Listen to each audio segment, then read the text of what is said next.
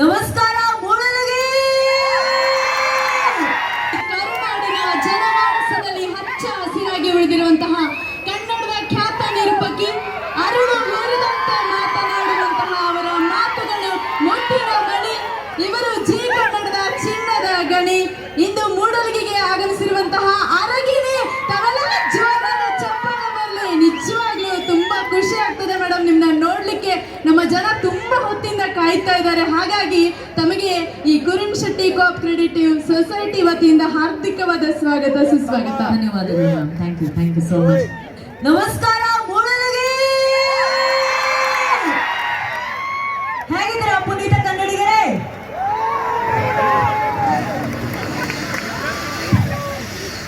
ಬಂದ ತಕ್ಷಣ ಹೊಗೆ ಹಾಕ್ಬಿಟ್ರು.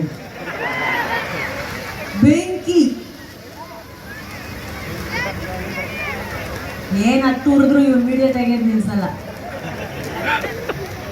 ಬೆಂಕಿ. ಬನ್ನಿ ಈ ಕಡೆ. ನೋಡಿ ನೋಡಿ ಹುಷಾರ್. ನಮಸ್ಕಾರ, ಹೇಗಿದ್ದೀರಾ ಮೂಡಲಗಿ? ಮೊದಲನೇದಾಗಿ ಎಲ್ಲರಿಗೂ ಜೈ ಶ್ರೀರಾಮ್. ಇದು ಯಾವ ಕಾಲದ ಪುಣ್ಯನಪ್ಪ. 500 ವರ್ಷಗಳ ತಪಸ್ಸಿಗೆ ಪ್ರತಿಫಲ ಸಿಕ್ಕಂತ ಒಂದು ಪುಣ್ಯ ದಿನ. ಇವತ್ತಿನ ದಿನ ಕೂಡ ಅಯೋಧ್ಯೆಯಲ್ಲಿ ರಾಮನ ಪ್ರಾಣ ಪ್ರತಿಷ್ಠಾಪನೆ ಆಗ್ತಾ ಇರ್ಬೇಕಾದ್ರೆ ನಾವು ಇಲ್ಲಿ ಮೂಡಲಗಿಯಲ್ಲಿ ಎಲ್ಲರ ಮನಸ್ಸಲ್ಲಿ ರಾಮನಾಮ ಇರುವಂತಹ ಹೃದಯಗಳ ಮಧ್ಯದಲ್ಲಿ ನಾವು ನಿಂತಿದ್ದೀವಲ್ಲ, ಇದು ನಿಜವಾಗ್ಲೂ ಪುಣ್ಯವಾದಂತಹ ಒಂದು ಕ್ಷೇತ್ರನೇ.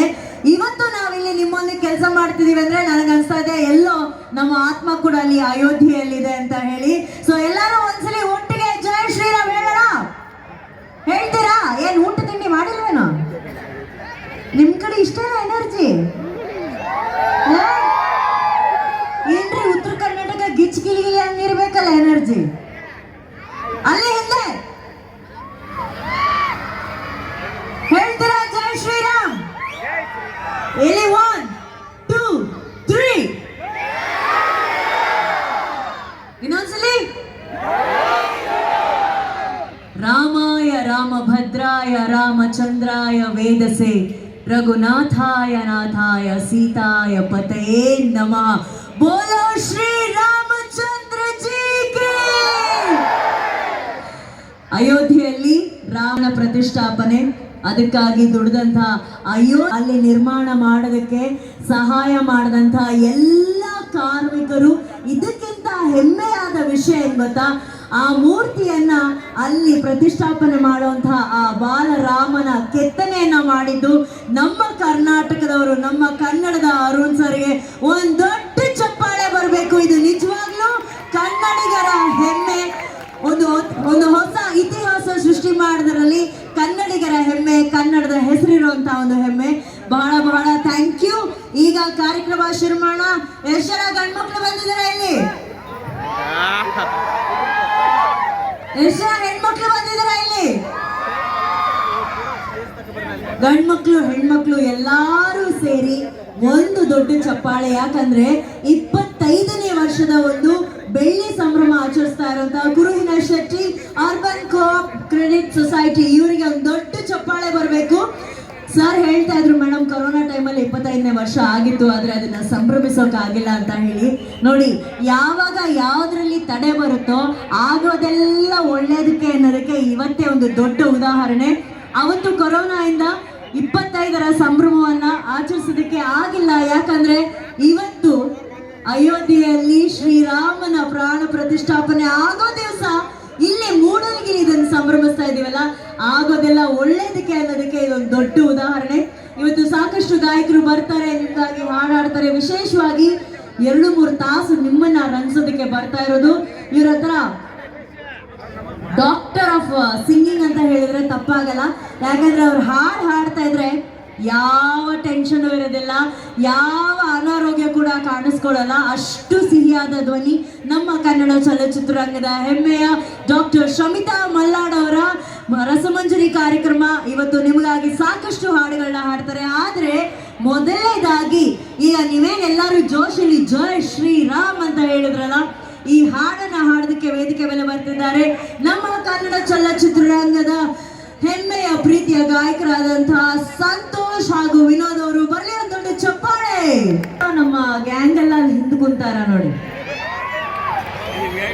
ನಿನ್ನೆ ನಮ್ಮವ್ರು ಎಷ್ಟು ಜನ ಬಂದಿದ್ದೀರಾ?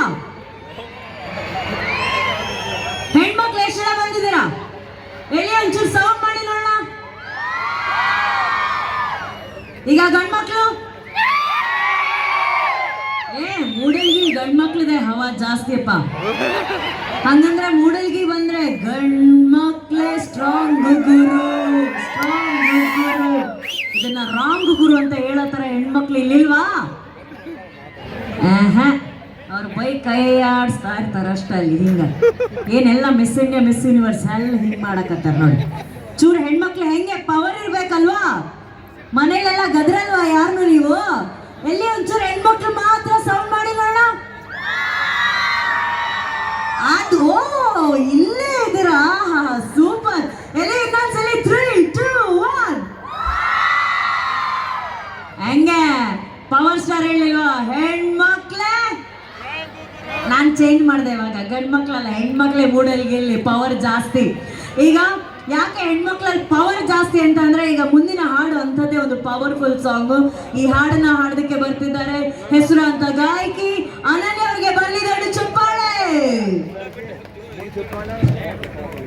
ಧನ್ಯವಾದಗಳು ಅನನ್ಯ.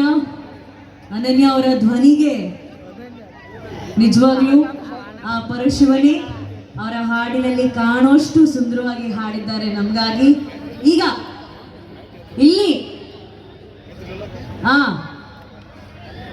ಹೇಳೋಣ ಏನ್ ಬೇಕು? ಹಾಡಾಡ್ತೀರಿ? ಹೌದು, ಇಲ್ಲಿ ಇರೋರೆಲ್ಲರೂ ತಲೆ ಕಷ್ಟ ಚೆನ್ನಾಗಿರೋ ಪೇಟ ಹಾಕೊಂಡಿದ್ರೆ ನೀವ್ಯಾಕೆ ಹಾಕಿಲ್ಲ? ಎಷ್ಟು ಚಲೋ ಕಾಣ್ತಿದ್ದೀರಲ್ಲ. ಇವ್ರೊಬ್ರು ಹಾಕಿಲ್ಲ, ಅದಕ್ಕೆ ನನ್ನ ಕರಿತಿದ್ದಾರೆ ಹಲೋ ಮೇಡಮ್ ಮೇಡಮ್ ಅಂತ. ಓಕೆ, ಎಷ್ಟು ಜನ ಇಲ್ಲಿ ಡಿ ಬಾಸ್ ಅಭಿಮಾನಿಗಳಿದ್ದೀರಾ? ಎಲ್ಲ ದರ್ಶನ್ ಸರ್ ಅಭಿಮಾನಿಗಳಿದ್ದೀರಾ? ಇದೀರಾ?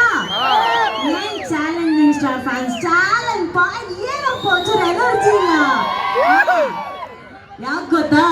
ಈಗ ವೇದಿಕೆ ಮೇಲೆ ಬರ್ತಾ ಇರುವಂತ ಮುಂದಿನ ಗಾಯಕ challenging star D boss Darshan sir ಅವರ